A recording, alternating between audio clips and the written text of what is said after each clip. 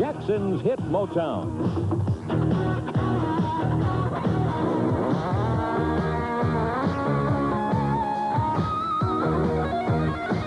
Brought to you in part by Hardee's. Have you tasted what's making America say, it's here, it's all here at Hardee's? And by the American Dairy Association, your local dairy farmers.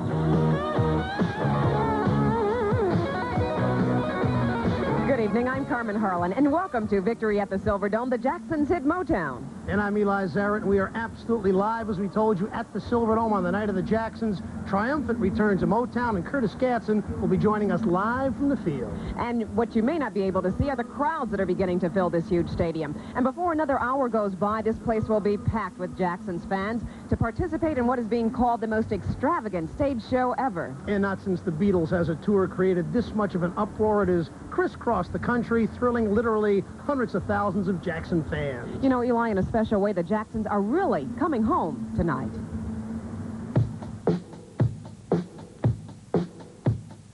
It all started in Kansas City 6 weeks ago. Michael Jackson and his brothers lit up the sky over Arrowhead Stadium and put on an electrifying outdoor performance. Billed as the most lucrative road show ever, the Jacksons' Victory Tour was not without problems. Most of the confusion surrounded the promoters' ambitious ticketing plans, buying concert tickets through the mail in groups of 4 with no guarantees of even receiving a ticket. But like a knight in shining armor, Michael was quick to the rescue. So we've asked our promoter to work out a new way of distributing tickets, a way that no longer require a money order. I've asked our promoter to end the mail order ticket system as soon as possible so that no one will pay money unless they get a ticket.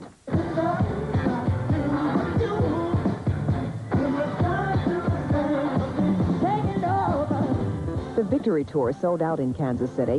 Then it was on to Dallas, Jacksonville, New Jersey, New York, and Knoxville last weekend. It's currently scheduled in some 13 cities, with more sites yet to be announced. Most of the performances, more than 50 in all, will be in stadiums like the Silverdome. There's not too many places that you can stick a monstrous stage like this, and it seems no expense is spared at making everything fit. It's estimated that the Jacksons tour will make over $50 million, and though the show has been criticized by some for not being longer, most of the concert goers we talked to agreed it was worth the $30 fare. It was great. Just fabulous. Kids really enjoyed it. The whole family loved it. This is probably the most extraordinary show I've ever seen in my life. They all are amazing. It was the best concert I ever saw. It was loud. I thought it was dynamite. If I could, I'd see it again, too. It was great. It was. And among the fans at the Jacksonville concert was a very special fan, young Melanda Cooper, a guest of the mayor. I have sickle cell and they had leukemia. And so he said, we have a surprise for you. And then all of a sudden this white car raced out and then he came out and I think I fainted. And he just grabbed me. He picked me up off the ground. Michael Jackson did that. The security has been the real thriller for the Jacksons tour. Over 2,000 police officers were assigned to the concert in New York at Madison Square Garden.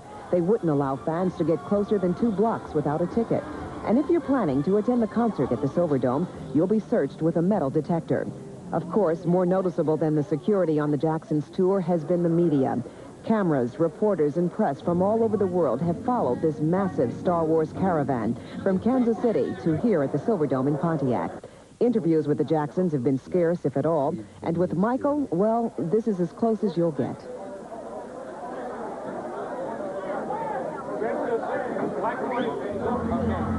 Well, that's about as close as anybody gets to Michael. He is a genuinely reclusive sort, and whether that's the reason he doesn't do interviews or what, it seems to maintain his mystique, you might say, and keep his fans just craving to get closer to him and hear more. Of course, but you know, we were talking about the security, Eli, and if you think that security is incredible, think about this. He and his brothers are going to arrive tonight by helicopter or vans just moments before they go on tonight, and they'll be out at the Silverdome before the house lights come back up. And looking around the house here beforehand, you see a fair sampling of the glitter gloves and the socks and the other Michael paraphernalia, which I suppose you'd expect, because after all, Michael mania is everywhere. The Michael Jackson craze has spread like wildfire, and where there is star worship, there is people plunking down cash for T-shirts, for buttons, and for souvenirs. And you can't be a Michael clone without sunglasses, can you? And those have been moving like mad, too. Department stores like JCPenney have been anxious to do their part to both fuel and profit from the mania with Michael Jackson-inspired clothing. And it could be a pretty much one-theme back-to-school look this fall. Ah, yes, here we see the status jacket, the padded shoulders, the zippers, buckles, crop pants, glitter socks, and, of course, the ever-popular right-hand glove, better to flip through math books with. There are no labels bearing Michael Jackson's name, and the U.S. Olympic athletes weren't dressed in his likeness, but at the rate things are going, watch out.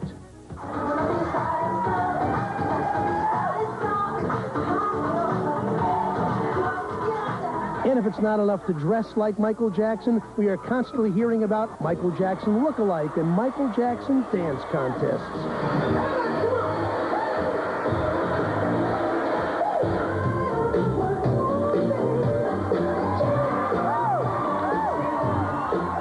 It was standing room only in this Houston nightclub recently to see these fellas spread it out. Not bad, huh?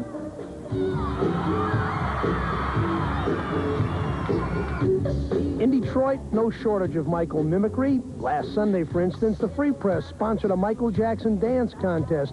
Amazing. People from all over paid $4 to see these kids do their best Michael Jackson. And if you'll pay $4 for an imitation, 30 big ones for the real thing seems to fall in line. Jackson's influence seems to have had the most impact on children. His Dream World videos have captured the imagination of his teen idol worshipers, and the recent concerts have attracted thousands of little people with glitter socks and white gloves. But while it might all be a gas for the kids, what about the parents? I think he projects a pretty good image for the young ones. I think that some things that he outlies in terms of, not drinking and not hung up on any type of dope, that's kind of thing that I want her to kind of outlies. Nationally known psychologist and author Dr. Sonia Friedman has a good reason for that.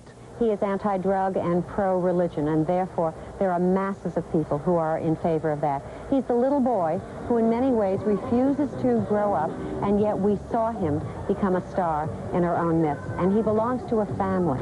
And whatever the realities, the myths and the illusion are larger in life, and what in many ways kids across the country and many adults want to believe in.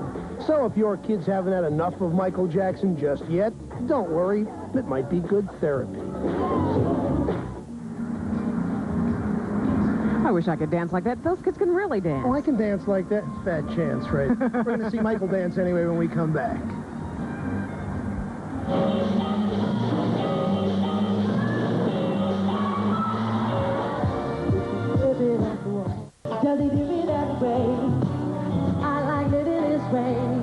And welcome back. We are again, as we said, live at the Silverdome on the first night of the Jacksons Victory Tour in Michigan. You know, this is a big night for Detroiters who remember the Jacksons way back when. Our own Curtis Gatson went back to Hitsville to explore Michael's Motown roots.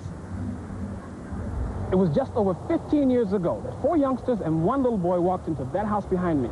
Known back then as Motown Records, it was the only place where street kids with raw talent could go on to become superstars. My first impression was, where does he get these guys? Bobby Teller brought him down here. And right here in this room? Yes, right there, where? Right there, right behind you. And he said, hey, guys, I want you to meet the Jackson 5. And we looked at these little kids, and we just fell out laughing, Jameson and myself. We said, what? I just thought, well, here's another flash in the pan for, you see them come and go when you play music.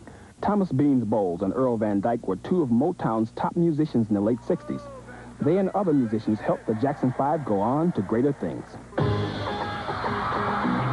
I am very proud to say that I was on the first 2 albums, I think it was. Maybe it was more, I never know.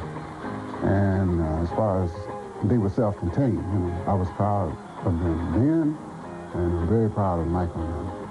And I'm glad to see that they're back together. Thomas and Earl recently came back to Hitsville, USA to reminisce. The old recording studio, now a museum, still holds a lot of special memories for these 2. Memories of Stevie Wonder, Diana Ross and the Supremes, and the list goes on and on. But you can't talk to them about the Jackson 5 or any of the Motown superstars unless you first mention the man who took those young, talented street kids from rags to riches, the star maker, Berry Gordy.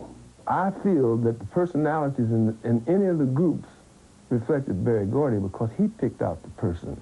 And Michael, at that time, was the fella that was doing all the selling. I mean, he was cute, and he was the one that would make the group go, and he had talent.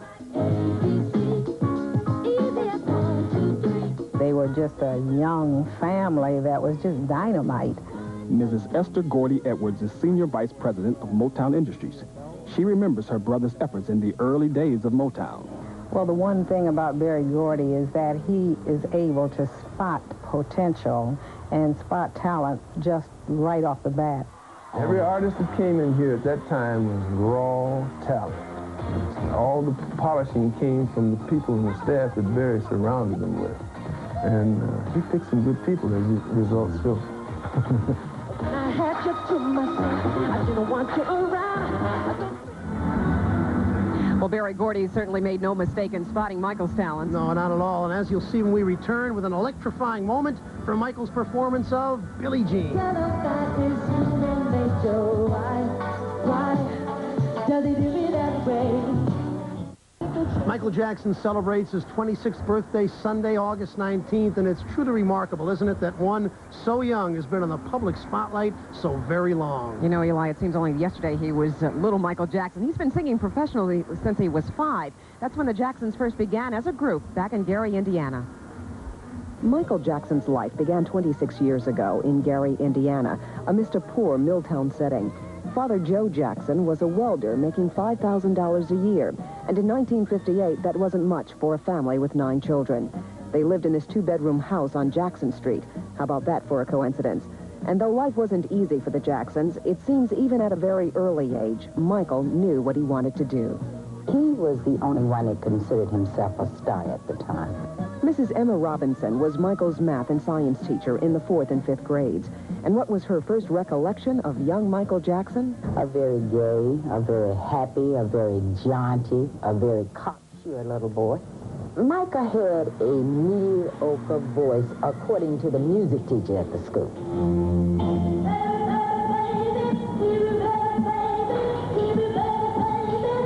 I had you to myself. I didn't want you around. I don't pretty faces all to me. I stand up and proud. Whatever his voice is today, it's certainly not mediocre. Michael Jackson has come a long way since Gary, Indiana. He recently received 8 Grammys for his Thriller album that sold over 35 million copies. To say that he's achieved overwhelming success is an understatement. Michael Jackson's personal estate is estimated to be close to $100 million. And last year alone, he earned over $40 million. It's been said that his personality has changed dramatically since his youth, that he's become shy and reclusive. But a close family friend, Esther Gordy Edwards, will tell you Michael Jackson is still the same vibrant, outgoing young man she met when the Jackson 5 first walked through the doors of Motown Records.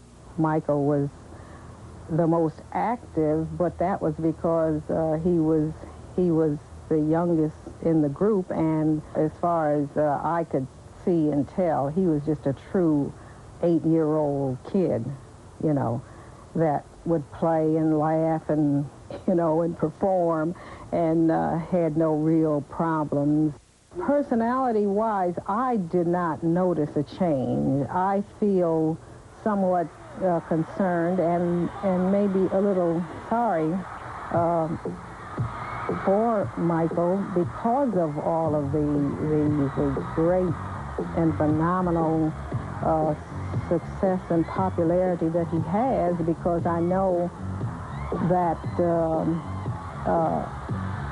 he cannot live a normal life. And I don't think that any of us, and especially Michael, ever dreamed that this would be the case. I want to pick you from the bunch, going through the other chick. Now it's a much too late for me. Take a second look. Oh, baby, give me one more chance.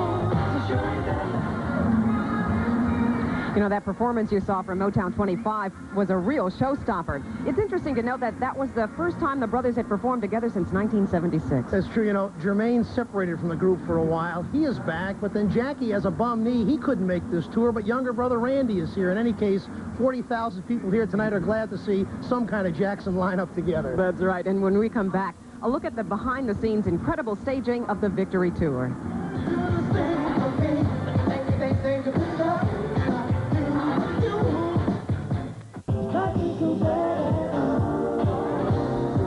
We're back live at the Pontiac Silverdome, perched right above the towering stages that we're not allowed to show you tonight. That's right, it's top secret stuff, but Curtis Gadsden did manage to sneak behind the scenes and get the lowdown on what it takes to pull off the most spectacular rock concert ever staged.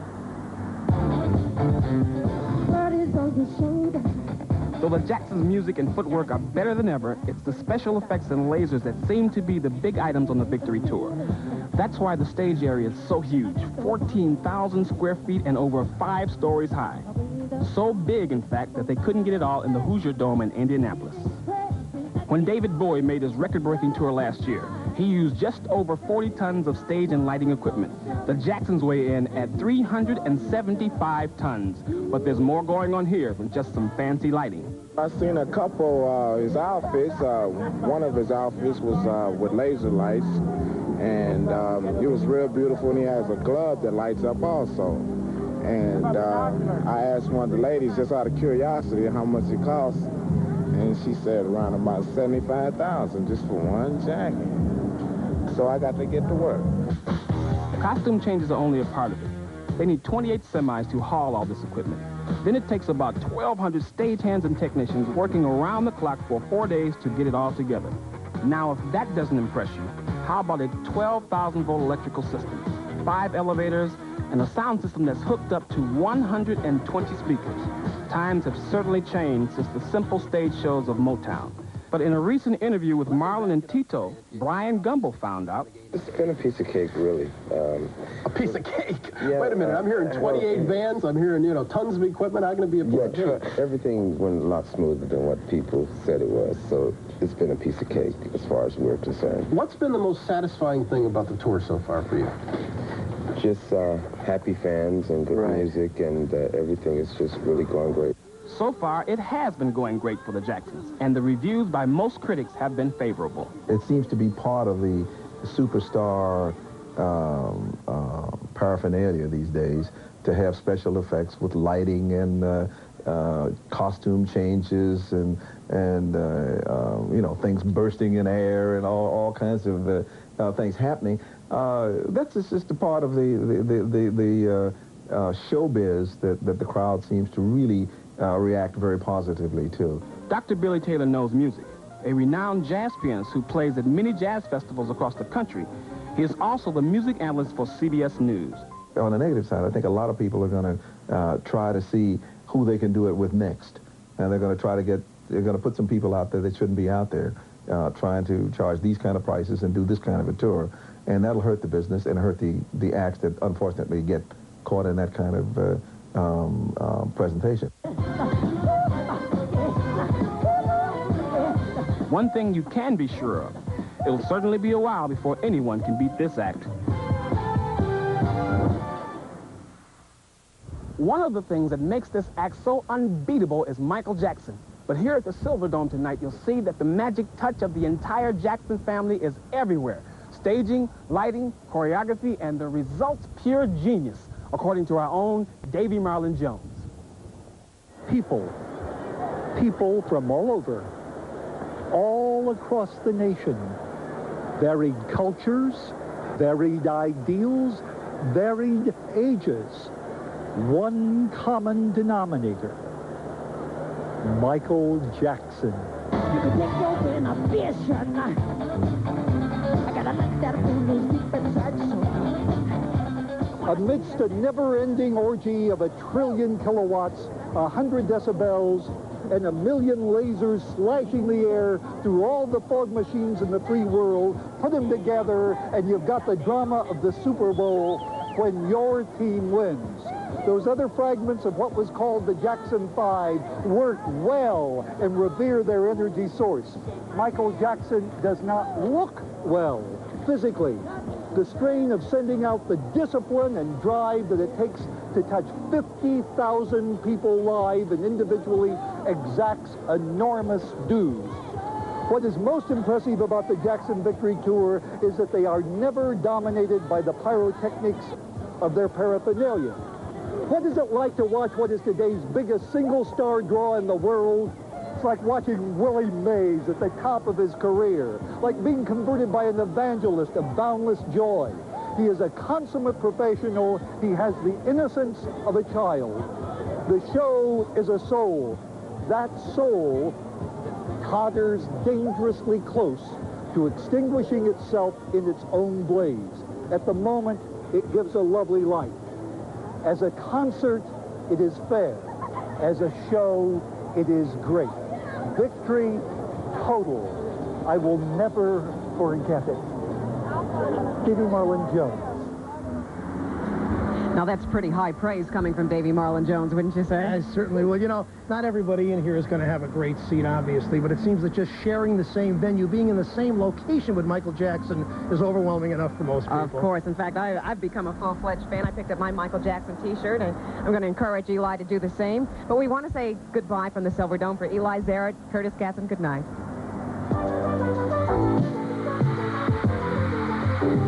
Victory at the Silver Dome has been brought to you in part by Hardee's. Have you tasted what's making America say, it's here, it's all here at Hardee's? And by the American Dairy Association, your local dairy farmers. She's her voice, shake my wisdom, seducing sighs, get me out into the night. Oh,